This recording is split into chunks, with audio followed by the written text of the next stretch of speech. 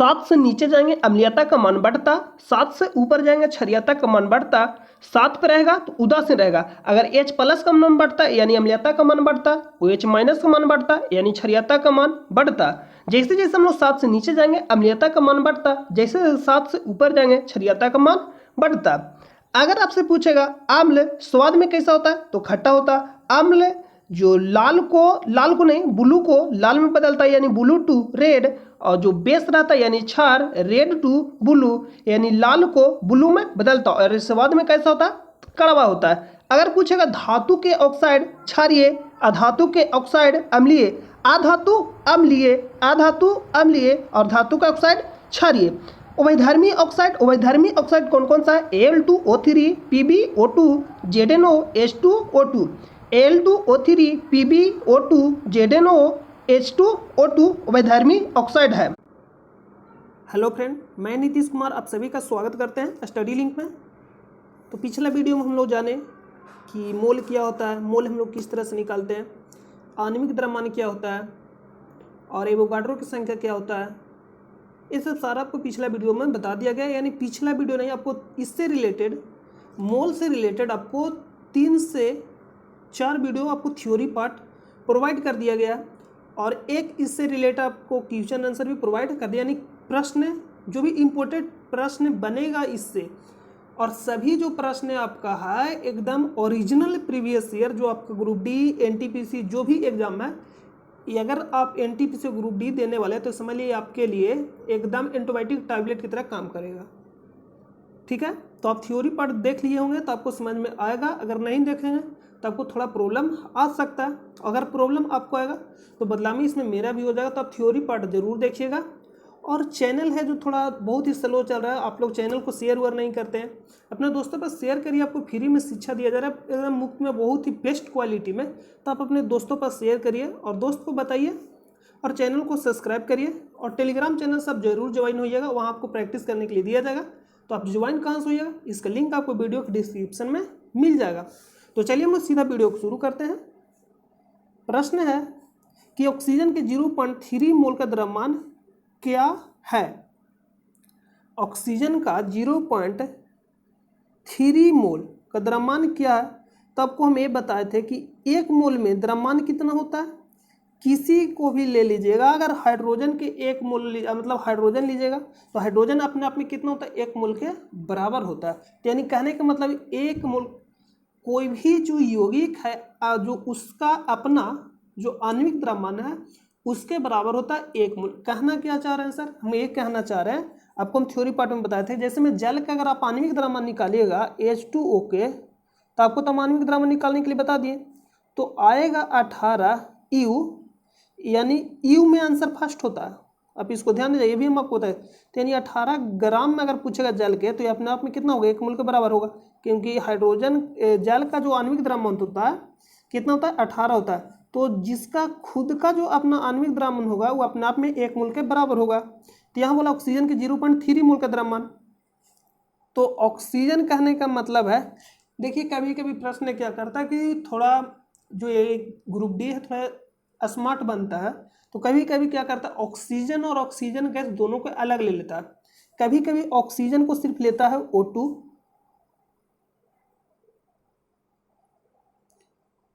थोड़ा ध्यान दीजिएगा, ऑक्सीजन को कभी क्या ले लेगा, O ले लेगा, और ऑक्सीजन गैस बोले तो O2, ऑक्सीजन गैस बोले तो गैस में मतलब 2 लगाते हैं यानी O2। तो ये कभी कभी ले लेता, आप इसको ध्यान दीजिएगा। लेकिन यहाँ जो हम लोग लेकर इसमें इस तरह से ऑप्शन बनाए, यानी ऑक्सीजन के 0.3 मोल का द्रव्यमान है, तो हम निकालेंगे यहाँ से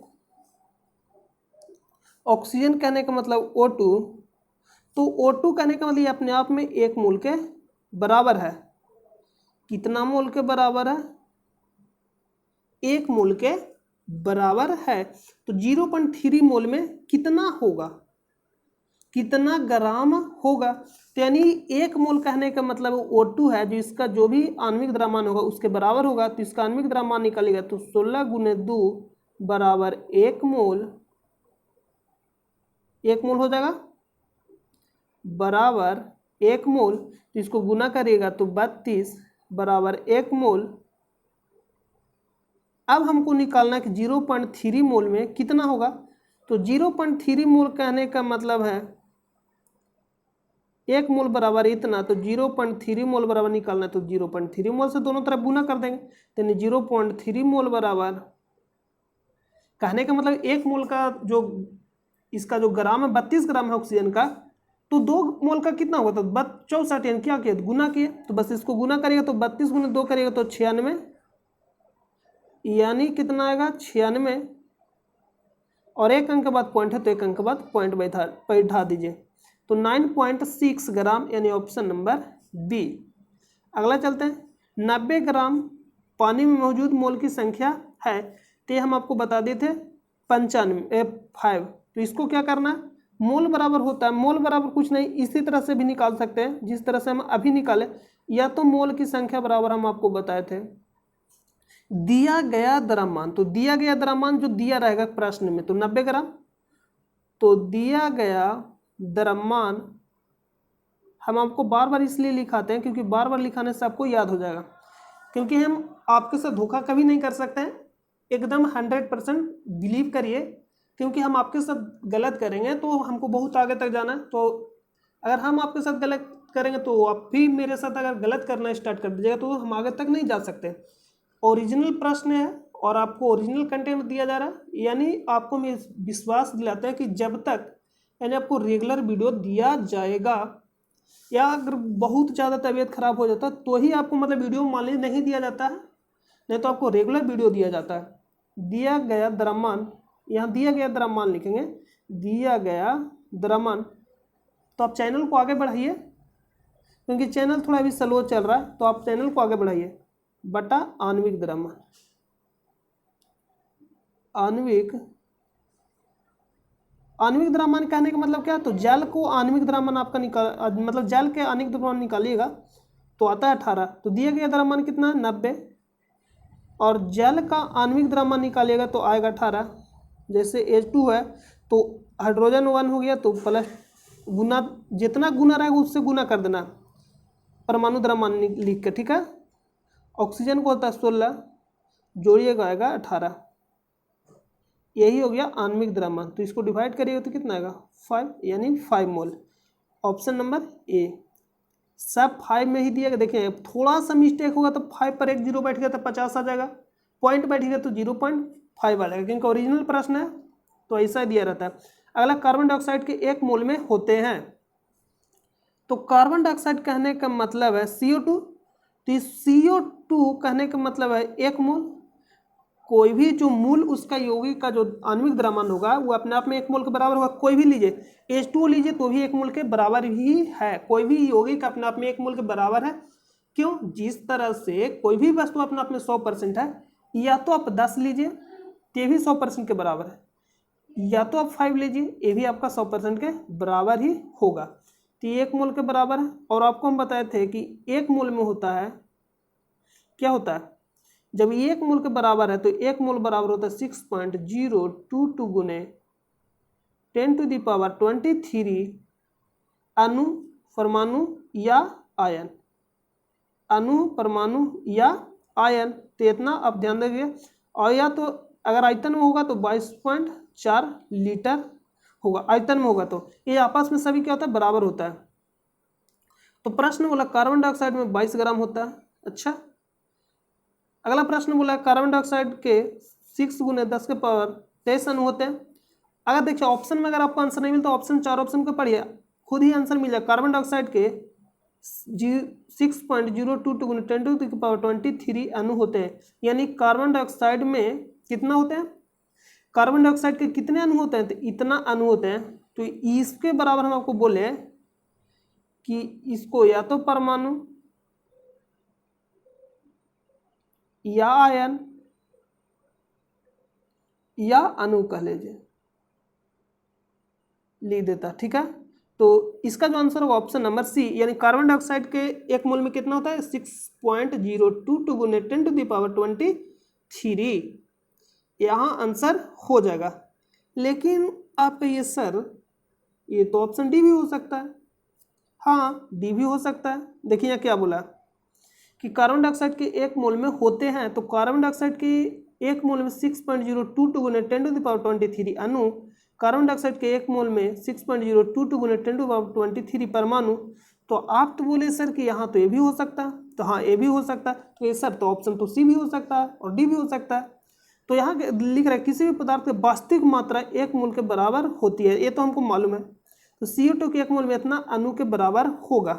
तो देखिए ये जो ऑप्शन होगा यहाँ कुछ दूसरा ही देना चाहिए, ऑप्शन नंबर सी अणु होगा।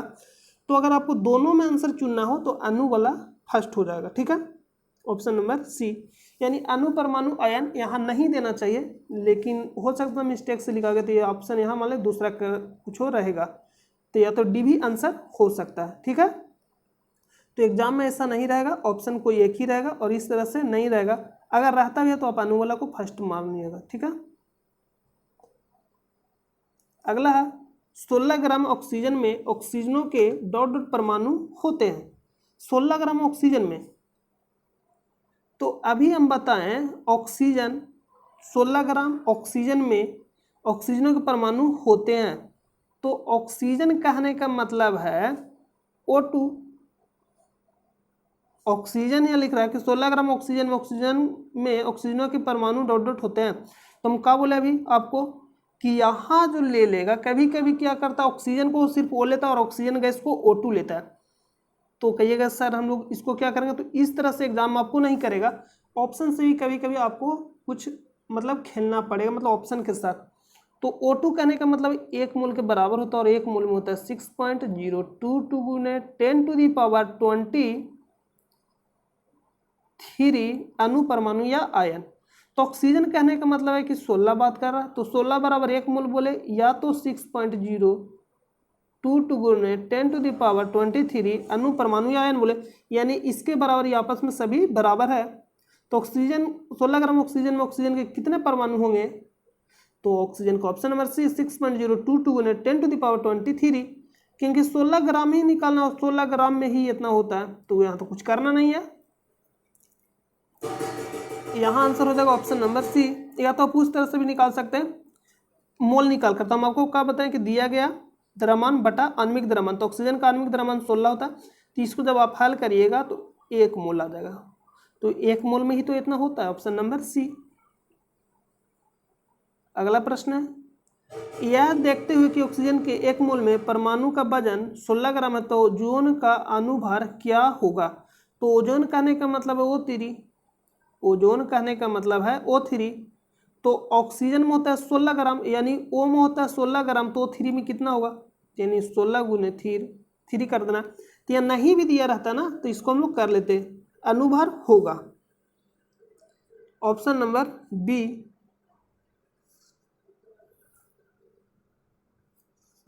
अगला प्रश्न पे चलते हैं, रसायन शास्त्र में कण यानी मोल शब्द का परिचय किसने कराया था, तो option number C Wilhelm Ostwald. ये आपको याद रखना पड़ेगा क्योंकि फैक्ट क्वेश्चन है। तो विल्हेम ओस्टवाल्ड ने 1896 ईस्वी में मोल शब्द के बारे में बताया था। मोल शब्द का शाब्दिक अर्थ ढेर होता है। ढेर कहने का मतलब मोल शब्द का शाब्दिक अर्थ क्या होता है, ढेर। ढेर जैसे मतलब कभी कभी गांव देहात में क्या होता है, गांव में कि जो भी अनाज या कटाई उसको हम लोग क्या करते हैं कि ढेरी करने के लिए अगर उसको फैला हुआ तो उसको जमा करना, मतलब एक जगह, वही आपका क्या हो गया, ढेर होता है। यानी 1967 ईस्वी में मोल को इकाई के रूप में स्वीकृत कर लिया गया। तो आप इसको याद रखिएगा। रसायन के लिए गणना की इकाई क्या है, तो मोल है, ऑप्शन नंबर ए। तो मोल में ही गणना किया जाता है। तो रसायन यानी रसायन शास्त्री जिस इकाई का उपयोग गणना के लिए करता है उसे मोल कहा जाता है। तो ऐसा फैक्ट क्वेश्चन आपको याद रखना पड़ेगा। अगला है एल्युमिनियम का परमाणु द्रव्यमान 27 है, तो एल्युमिनियम के 54 ग्राम में मौजूद अणुओं की संख्या होगी, अणुओं की संख्या होगी। तो इसका कहने का मतलब है कि दिया गया द्रव्यमान, तो एल्युमिनियम के इतना ग्राम में 54 ग्राम में, तो दिया गया द्रव्यमान कितना हो जाएगा, 54 ग्राम बटा आणविक द्रव्यमान। तो एल्युमिनियम के आणविक द्रव्यमान निकालिएगा तो आएगा 27, क्योंकि परमाणु संख्या होता है 13 और 13 दूनी 26 करिएगा तो क्या हो जाएगा, और जब भी विषम संख्या रहता है तो एक बढ़ा कर लेते हैं। तो एल्युमिनियम का हो जाएगा जैसे में Al 13, 27, तो यही आपका क्या हो जाएगा परमाणु द्रव्यमान। तो जब आप सिर्फ एल्युमिनियम ही लेना है तो एल्युमिनियम 27 हो जाएगा, तो 27 दूनी क्या हो जाएगा 54, यानी इसका अणु संख्या बोलिए या मोल संख्या 54 यानी 2 हो जाएगा। अगला प्रश्न है, मोल की सही परिभाषा निम्न में से कौन सी है। ऑप्शन इधर है, यह पदार्थ के ग्राम परमाणु द्रव्यमान के बराबर होता है। यह पदार्थ के ग्राम परमाणु द्रव्यमान के बराबर होता है। ठीक है, मान लीजिए कि ये आपको नहीं आता है। अगला ऑप्शन पढ़ेंगे, इसमें दिए हुए पदार्थ के 6.022 गुना 10⁻23 परमाणु होते हैं। यहाँ 23 लिखा गया पावर में, तो ये तो सही है। दिए गए पदार्थ के, जैसे में दिए गए पदार्थ कहने का मतलब जल है, तो जल 18 ग्राम बोलिए, जल तो 18 ग्राम में भी होता है 6.022 गुना 10⁻23, या ले लीजिए कार्बन डाइऑक्साइड यानी 44 ग्राम, तो उसके बराबर भी इतना ही होता है। यानी जिस तरह से परसेंटेज हम लोग लेते हैं कि सभी के बराबर 100% मानकर निकालते हैं, उसी तरह से इसमें होता है। यह पदार्थ के ग्राम आणविक भार के बराबर होता है। यह पदार्थ के ग्राम आणविक भार के बराबर होता है। ठीक है, अगला पढ़ते ऑप्शन डी, इसमें दिए हुए पदार्थ के, यानी यहां से हमको ये मालूम चला बी नंबर तो एकदम सही है, डी हम लोग मान ले कि नहीं जानते थे। इसमें दिए हुए पदार्थ के इतना अणु होते हैं, तो ये भी सही है, यानी बी और डी सही है। तो यहाँ कूट में ऑप्शन दिया गया, तो विकल्प ए और सी और डी, तो बी इसमें है ही नहीं, तो ऑप्शन नंबर ए तो होगा नहीं। बी सी डी, तो बी और डी, तो बी और डी ऑप्शन मतलब बी हो सकता है। सभी विकल्प नहीं, तो नहीं वाला तो एकदम रॉन्ग होगा। सी और डी, तो इसमें बी भी नहीं है, तो ऑप्शन नंबर क्या हो जाएगा बी। तो इसका कहने का मतलब है जब बी सी डी, तो बी और डी हमको मालूम है कि सही है, तो ऑप्शन नंबर सी भी सही है, क्योंकि सी दिया गया तो ये मान लेना आपको कि सी भी सही होगा। तो यह पदार्थ के ग्राम आणविक भार के बराबर होता है। तो आपको हम बार बार लिखा रहते हैं कि आणविक द्रव्यमान के बराबर होता है। ये जो आप 18 निकाल कर लाए हैं, क्या निकाल कर लाए, आणविक द्रव्यमान निकाल कर लाए। उसी से तो हम लोग भागा देते थे कि दिया गया द्रव्यमान बटा आणविक द्रव्यमान, तो आणविक द्रव्यमान कितना होता है 18, यानी आणविक द्रव्यमान के बराबर होता है। इसका कहने का मतलब ये है, या तो आप जल बोलिए या 18 ग्राम ये अपने आप में 1 मोल के बराबर होगा, और या 6.022 गुना 10⁻23 के बराबर होगा, या 22.4 लीटर के बराबर होगा। सभी का आणविक द्रव्यमान आपस में क्या होगा 1 मोल के ही बराबर होता है।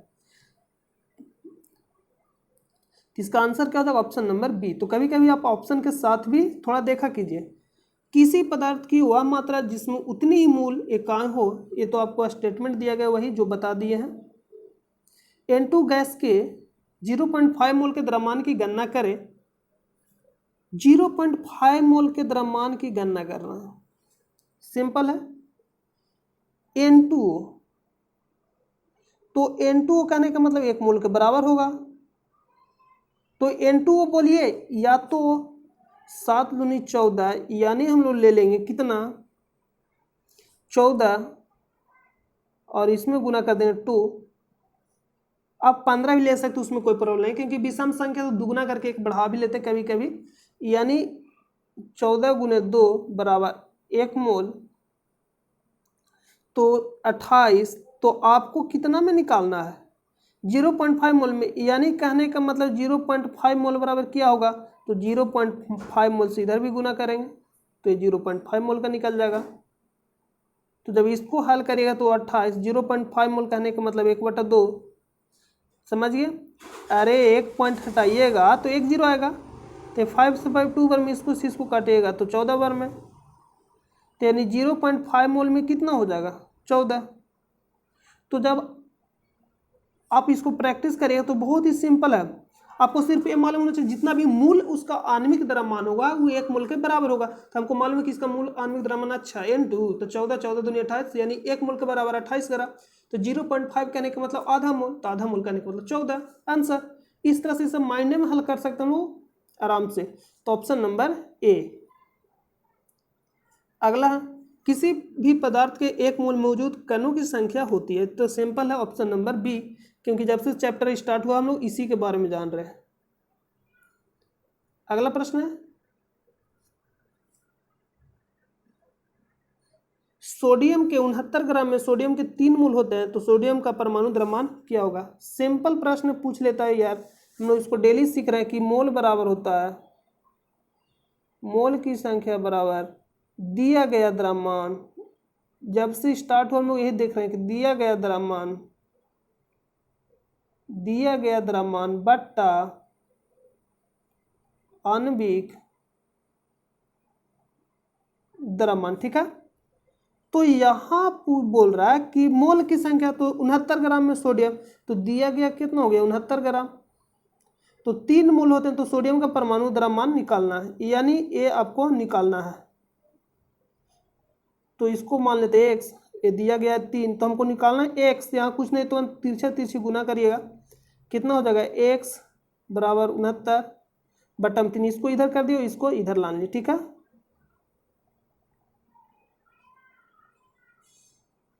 बटा 3, इसको डिवाइड करिएगा तो कितना हो जाएगा 23। ठीक है, ऐसे भी ऑप्शन नंबर सी हो जाएगा। तो सिंपल है।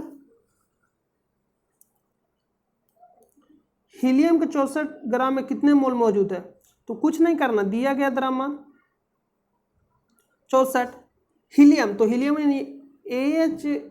He2 यानी इसका परमाणु द्रव्यमान कितना हो जाएगा इतना, तो आणविक द्रव्यमान भी निकालेगा तो हीलियम कितना हो जाएगा 4, क्योंकि इसमें और कोई तत्व तो है नहीं कि हम लोग ऐड करेंगे, तो इसको करिएगा तो 16 चौके 64, यानी ऑप्शन नंबर बी। अगला प्रश्न पे चलते हैं।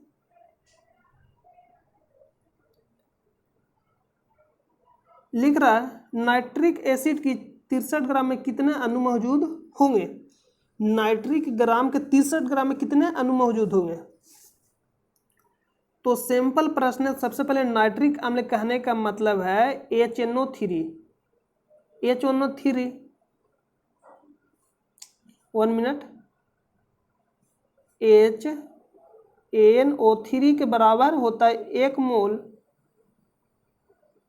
और 1 मोल के बराबर होता है 6.022 गुने 10⁻23, यानी 6.022 गुने 10 के पावर 23 परमाणु अणु या लीटर में बोलेगा तो 22.4 लीटर, ये सब सभी आपस में बराबर होता है। तो हमको ये मालूम है कि 1 मोल में इतना परमाणु अणु या आयन होता है, तो ये अपने आप में 1 मोल के बराबर है, हम इसका द्रव्यमान निकाल लेंगे। तो हम यहाँ से क्या करेंगे कि दिया गया द्रव्यमान मोल संख्या बराबर क्या होता है, मोल संख्या बराबर आपको हम बताएं,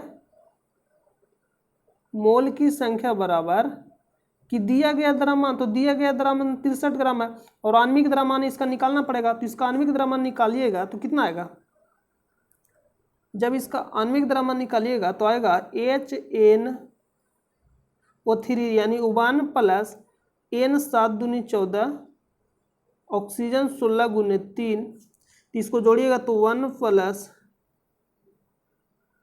प्लस यानी 1 प्लस 14 प्लस 16 गुने 3 करिएगा 48, तो टोटल को जोड़िएगा तो कितना आएगा, तो हो जाएगा शायद लगता 63 ही आएगा, हाँ 63 ही आएगा, यानी 63 ये भी आ गया, कितना आ गया 63, तो यानी इसका कितना हो जाएगा आणविक द्रव्यमान 63, तो इसको डिवाइड करिए तो इतना हो, यानी 1 मोल आ गया। तो 1 मोल आ गया तो सिंपल हो गया, 2 मोल आता है तो 2 से गुना करते, 1 मोल आ गया तो 1 मोल के बराबर ही होता है 6.022 गुने 10⁻23, तो ऑप्शन नंबर सी। ठीक है, अगला प्रश्न पे चलते हैं। ये यहाँ कंफ्यूज नहीं हो, यहाँ 2 लिख भी सकता है, आगे पॉइंट के बाद जितना अंक तक रोक दे उससे कोई दिक्कत नहीं है, तो ऑप्शन नंबर सी हो जाएगा। अगला प्रश्न है कॉपर के एक अणु में कितने परमाणु होते हैं। कॉपर के एक अणु में कितने परमाणु होते हैं, कॉपर के एक अणु में कितने परमाणु होते हैं। ठीक है, तो कॉपर कहने का मतलब है कि Cu के बारे में बात कर रहा है, तो Cu अपने आप में जो होगा 1 मोल के बराबर होगा।